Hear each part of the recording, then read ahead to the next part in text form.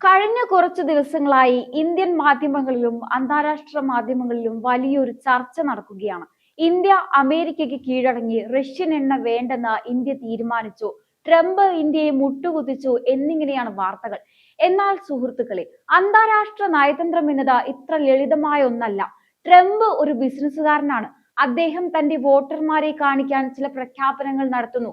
India ഒരു ലോക ശക്തിയാണ്. നമ്മൾ നമ്മുടെ രാജ്യത്തിന്റെ താല്പര്യങ്ങൾ സംരക്ഷിക്കാൻ ചില നീക്കങ്ങൾ നടത്തുന്നു. ഈ രണ്ട് നീക്കങ്ങൾക്കിടയിൽ യഥാർത്ഥത്തിൽ സംഭവിച്ചത് എന്താണ്? അജിത് ഡോവൽ നടത്തിയ രഹസ്യ ചർച്ചകളിൽ അമേരിക്കയ്ക്ക് നൽകിയ താക്കീത് എന്തായിരുന്നു? നമുക്ക് വിശദമായി പരിശോധിക്കാം. അമേരിക്കൻ പ്രസിഡന്റ് ട്രംപ് ഇന്ത്യയിൽ നിന്നുള്ള ഉൽപ്പന്നങ്ങൾക്ക് 25% നികുതി ഏർപ്പെടുത്തുമെന്ന് ഭീഷണിപ്പെടുത്തിയപ്പോൾ ഇന്ത്യ അയച്ചത് നമ്മുടെ ദേശീയ സുരക്ഷാ ഉപദേഷ്ടാവ് അജിത് ഡോവലിനെയാണ്. സാധാരണഗതിയിൽ വാണിജ്യ മന്ത്രിമാരാണ് ഇത്തരം ചർച്ചകൾക്ക് പോകാറുള്ളത്. എന്നാൽ ഇവിടെ ഡോവലിനെ അയച്ചതിലൂടെ ഇന്ത്യ നൽകിയ സന്ദേശം വ്യക്തമാണ്. ഇതൊരു വെറും കച്ചവടമല്ല, ഇത് ഇന്ത്യയുടെ ദേശീയ സുരക്ഷയുടെ ഭാഗമാണ്.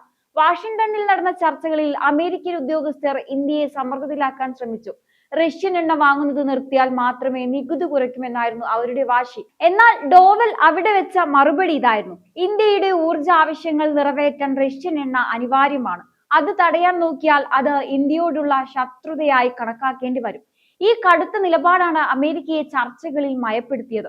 അമേരിക്കൻ പ്രസിഡന്റ് ഒരു കരാറിൽ ഒപ്പിട്ടു എന്നത് സത്യമാണ്.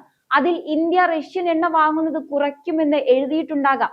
പക്ഷേ ഇന്ത്യ ഈ കരാറിനെ കുറിച്ച് എന്താണ് പറഞ്ഞത്? വാണിജ്യമന്ത്രി പീയൂഷ് ഗോയലിനോട് മാധ്യമങ്ങൾ ചോദിച്ചപ്പോൾ അദ്ദേഹം മറുപടി വിദേശകാര്യ മന്ത്രാലയത്തിന് വിട്ടു. ഇതൊരു തന്ത്രപരമായ നീക്കമാണ്. അമേരിക്കയ്ക്ക് അവരുടെ ജനതയുടെ മുന്നിൽ വിജയികളായി നടിക്കാം. ഞാൻ ഇന്ത്യയെ കൊണ്ട് റഷ്യൻ എണ്ണ നിർത്തിപ്പിച്ചു എന്ന് ട്രംപിന് പറയാം. പക്ഷേ പ്രായോഗികമായി ഇന്ത്യ എണ്ണ വാങ്ങുന്നത് നിർത്താൻ പോകുന്നില്ല. റഷ്യയിലെ കമ്പനികൾക്ക് മേലുള്ള പുതിയ ഉപരോധങ്ങളെ മറികടക്കാൻ ഇന്ത്യ ചില സാങ്കേതിക മാറ്റങ്ങൾ വരുത്തുന്നു എന്ന് മാത്രം. ഇതിനെയാണ് ഡിപ്ലോമാറ്റിക് മാസ്കിംഗ് എന്ന് വിളിക്കുന്നത്. എന്തുകൊണ്ടാണ് ഇന്ത്യ റഷ്യയെ കൈവിടാത്തത്? കാരണം റഷ്യ ഇന്ത്യയുടെ ഒരു ഓൾ വെതർ ഫ്രണ്ടാണ്. 1971 പാകിസ്ഥാനെ സഹായിക്കാൻ അമേരിക്ക 7ാം കപ്പൽ പടയച്ചപ്പോൾ ഇന്ത്യയെ രക്ഷിക്കാൻ എത്തിയത് സോവിയറ്റ് യൂണിയന്റെ കപ്പലുകളാണ്. കാശ്മീർ വിഷയത്തിൽ ഐക്യരാഷ്ട്ര സഭയിൽ ഇന്ത്യക്കെതിരെ പ്രമേയങ്ങൾ വന്നപ്പോഴൊക്കെ റഷ്യ നമുക്ക് വേണ്ടി വീറ്റോ അധികാരം ഉപയോഗിച്ചു. ഇനി നമ്മൾ റഷ്യയെ തള്ളിക്കളഞ്ഞാൽ അത് ഇന്ത്യയുടെ വിശ്വസ്തതയെ ബാധിക്കും. കൂടാതെ നമ്മുടെ പ്രതിരോധ സംവിധാനങ്ങളുടെ നട്ടെല്ല് റഷ്യൻ സാങ്കേതിക വിദ്യയാണ്. ബ്രഹ്മോസ് മിസൈൽ മുതൽ സുഖോയ് വിമാനങ്ങൾ വരെ റഷ്യയുടെ സഹായത്തോടെയാണ് നമ്മൾ നിർമ്മിച്ചത്. ഒരു അമേരിക്കൻ ഭീഷണിക്ക് മുന്നിൽ ഈ ബന്ധം അവസാനിപ്പിക്കാൻ മാത്രം വിഡ്ഢികളല്ല ഇന്ത്യൻ ഭരണകൂടം. അമേരിക്കയെ ഏറ്റവും കൂടുതൽ ഭയപ്പെടുത്തുന്നത് ഇന്ത്യയും റഷ്യയും തമ്മിലുള്ള വ്യാപാരം ഡോളറിലല്ല നടക്കുന്നത് എന്നതാണ്. നമ്മൾ റഷ്യക്ക് രൂപയിൽ പണം നൽകുന്നു, അല്ലെങ്കിൽ മറ്റ് കറൻസികൾ ഉപയോഗിക്കുന്നു. ഇത് അന്താരാഷ്ട്ര വിപണിയിൽ ഡോളറിന്റെ ആധിപത്യം കുറയ്ക്കുകയാണ്.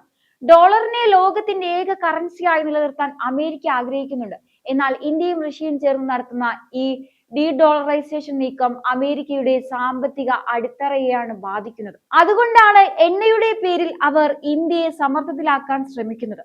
എന്നാൽ അജിത് ഡോവൽ വ്യക്തമാക്കിയത് ഇന്ത്യയുടെ സാമ്പത്തിക ഇടപാടുകൾ തീരുമാനിക്കാൻ മറ്റൊരു രാജ്യത്തിന് അവകാശമില്ല എന്നാണ്. യഥാർത്ഥത്തിൽ സംഭവിച്ചത് മറ്റൊന്നാണ്.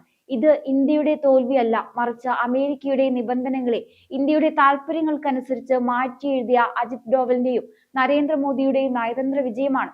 റഷ്യയെ തള്ളി പറയാതെ തന്നെ അമേരിക്കയിൽ നിന്ന് എങ്ങനെ നേട്ടങ്ങൾ കൊയ്യാമെന്ന ഇന്ത്യൻ മാജിക് ആണിത്. ട്രംപ് ഒപ്പിട്ട ഉത്തരവിൽ പറയുന്നത് ഇന്ത്യ റഷ്യൻ എണ്ണ വാങ്ങുന്നത് നിർത്തുമെന്നാണ്. എന്നാൽ ഭാരത സർക്കാർ എവിടെയെങ്കിലും അങ്ങനെ ഒരു കരാറിൽ ഒപ്പിട്ടോ? ഇല്ല. വാണിജ്യമന്ത്രി പീയൂഷ് ഗോയൽ പത്രസമ്മേളനത്തിൽ മാധ്യമപ്രവർത്തകർ ഈ ചോദ്യം ചോദിച്ചപ്പോൾ അദ്ദേഹം ചിരിച്ചുകൊണ്ട് മറുപടി പറഞ്ഞു: ഇത് വെറും ഒരു ഒഴിഞ്ഞുമാറലല്ല, മറിച്ച് അമേരിക്കയ്ക്ക് നൽകിയ ഒരു സന്ദേശമാണ്. ഞങ്ങൾ നിങ്ങളുടെ നിബന്ധനകൾ കേട്ടു, പക്ഷേ പ്രവർത്തിക്കുന്നത് ഞങ്ങളുടെ രീതിയിലായിരിക്കും. യഥാർത്ഥത്തിൽ ഏപ്രിലിൽ റഷ്യൻ എണ്ണ വാങ്ങുന്നതിലുണ്ടായ കുറവ് ഒരു സാങ്കേതിക നീക്കം മാത്രമാണ്. റഷ്യൻ കമ്പനികൾക്ക് മേൽ അമേരിക്ക ഏർപ്പെടുത്തിയ പുതിയ ഉപരോധങ്ങൾ മറികടക്കാൻ പുതിയ വഴികൾ കണ്ടെത്താനുള്ള സമയം മാത്രമാണിത്. അല്ലാതെ റഷ്യയെ കൈവിടുക എന്നതല്ല. യഥാർത്ഥത്തിൽ ഇന്ത്യ റഷ്യയിൽ നിന്ന് കുറഞ്ഞ വിലയ്ക്ക് വാങ്ങുന്ന എണ്ണ ശുദ്ധീകരിച്ച് യൂറോപ്യൻ രാജ്യങ്ങൾക്കും അമേരിക്കയ്ക്കും തന്നെയാണ് കയറ്റുമതി ചെയ്യുന്നത്.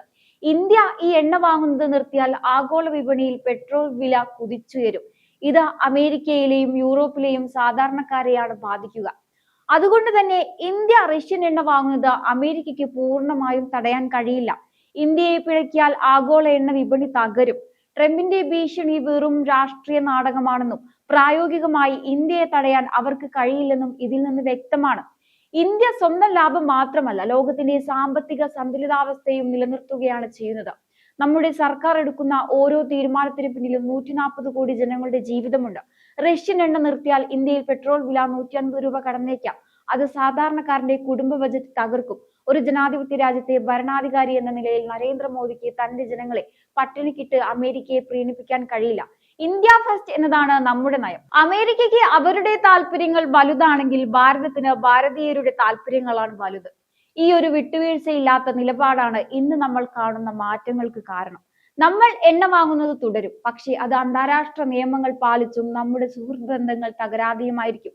അതുകൊണ്ട് ഈ നീണ്ട ചർച്ചകൾക്കൊടുവിൽ നമുക്ക് മനസ്സിലാക്കാൻ കഴിയുന്നത് ഇതാണ്: ഇതൊരു ചെസ് കളി പോലെയാണ്. ഓരോ നീക്കവും കൃത്യമായി അളന്നു തൂക്കിയാണ് ഇന്ത്യ നടത്തുന്നത്. ഏപ്രിൽ എണ്ണ വാങ്ങില്ല എന്ന് പറയുന്നത് ഒരു താൽക്കാലിക പിന്മാറ്റം മാത്രമാകാം. അത് കൂടുതൽ വലിയൊരു മുന്നേറ്റത്തിനുള്ള തയ്യാറെടുപ്പാണ്. സുഹൃത്തുക്കളെ, നമ്മൾ ഇത്രയും നേരം ചർച്ച ചെയ്ത കാര്യങ്ങളിൽ നിന്ന് ഒരു കാര്യം വ്യക്തമാണ്: ഇന്ത്യയുടെ വിദേശ നയം ഇപ്പോൾ എഴുതപ്പെടുന്നത് വാഷിംഗ്ടണിലോ മോസ്കോയിലോ അല്ല, മറിച്ച് അത് നമ്മുടെ തലസ്ഥാനമായ ന്യൂഡൽഹിയിലാണ്. ചിലർ ചോദിക്കുന്നുണ്ട്, നമ്മൾ എന്തിനാണ് ഈ രണ്ട് വൻ ശക്തികൾക്കിടയിൽ ഇങ്ങനെ കളിക്കുന്നതെന്ന്. അവർക്കുള്ള ഉത്തരം ലളിതമാണ്: ഇന്ത്യ ഇന്ന് വെറും ഒരു ഉപഭോക്തൃ രാജ്യമല്ല, മറിച്ച് ലോകത്തിന്റെ സാമ്പത്തിക എഞ്ചിനാണ്. അമേരിക്കയ്ക്ക് ഇന്ത്യയെ ആവശ്യമുണ്ട്, കാരണം ചൈനയെ പ്രതിരോധിക്കാൻ ഇന്ത്യയെ പോലെ ശക്തമായ മറ്റൊരു ജനാധിപത്യ രാജ്യം ഏഷ്യയിലില്ല. റഷ്യക്ക് ഇന്ത്യയെ ആവശ്യമുണ്ട്, കാരണം പാശ്ചാത്യ രാജ്യങ്ങൾ അവരെ ഒറ്റപ്പെടുത്താൻ നോക്കുമ്പോൾ അവർക്ക് കിട്ടുന്ന ഏറ്റവും വലിയ വിപണിയും സുഹൃത്തും ഭാരതമാണ്. അജിത് ഡോവൽ അമേരിക്കയിൽ പോയി ചർച്ച നടത്തിയത് വെറും ഒരു നികുതി ഇളവിന് വേണ്ടിയല്ല, മറിച്ച് ഞങ്ങളുടെ ആഭ്യന്തര കാര്യങ്ങളിൽ ഇടപെടാൻ ആർക്കും അനുവാദമില്ല എന്ന കർക്കശമായ സന്ദേശം നൽകാനാണ്. ട്രംപ് ഭരണകൂടം നികുതിയുടെ പേരിൽ ഭീഷണി മുഴക്കുമ്പോൾ ഇന്ത്യ തിരിച്ചു നൽകുന്നത് കോടിക്കണക്കിന് ഡോളറിന്റെ വ്യാപാര അവസരങ്ങളാണ്.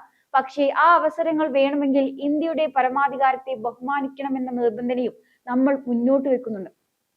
ഭാരതം റഷ്യയുമായുള്ള ബന്ധം അവസാനിപ്പിക്കുന്നു എന്ന് വിശ്വസിക്കുന്നവർ ഒരു കാര്യം ഓർക്കുക: സൗഹൃദത്തിന്റെ കാര്യത്തിൽ ഭാരതം എന്നും നന്ദിയുള്ള രാജ്യമാണ്. 1971 യുദ്ധത്തിൽ ലോകം മുഴുവൻ നമുക്കെതിരെ നിന്നപ്പോൾ നമുക്കൊപ്പം നിന്ന ആ പഴയ സുഹൃത്തിനെ കേവലം ഒരു വ്യാപാര കരാറിന്റെ പേരിൽ നമ്മൾ തള്ളി പറയില്ല.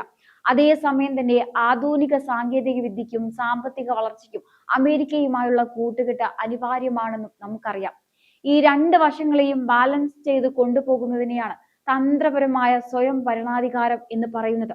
ഇതിന് പിന്നിൽ ഇന്ത്യ നടത്തുന്ന വലിയൊരു കളിയുണ്ട്: അമേരിക്കയുടെ നികുതി ഭീഷണിയിൽ നിന്ന് നമ്മുടെ കയറ്റുമതിക്കാരെ രക്ഷിക്കുക, അതുപോലെ തന്നെ റഷ്യൻ എണ്ണയുടെ ഒഴുക്ക് തടസ്സപ്പെടാതെ നോക്കുക. ഇതൊരു ഇരട്ട വിജയമാണ്. നമ്മൾ ഇന്ന് കാണുന്നത് പുതിയ ഭാരതത്തെയാണ്. മോദിയുടെ കാലത്തെ എല്ലാവരോടും സൗഹൃദം, എന്നാൽ സ്വന്തം താല്പര്യങ്ങളിൽ വിട്ടുവീഴ്ചയില്ല എന്ന നയമാണ്. ലോകമെമ്പാടും യുദ്ധങ്ങളും സാമ്പത്തിക പ്രതിസന്ധികളും പടരുമ്പോഴും ഇന്ത്യ മാത്രം ഇത്രയും ആത്മവിശ്വാസത്തോടെ മുന്നേറുന്നതിന്റെ രഹസ്യം ഈ ചാണക്യതന്ത്രമാണ്. എന്തായാലും ഈ ഒരു വിഷയത്തെക്കുറിച്ചുള്ള നിങ്ങളുടെ അഭിപ്രായങ്ങൾ കമന്റ് ബോക്സിൽ രേഖപ്പെടുത്തുക. മറ്റൊരു വിഷയവുമായി വീണ്ടും കാണാം. നന്ദി.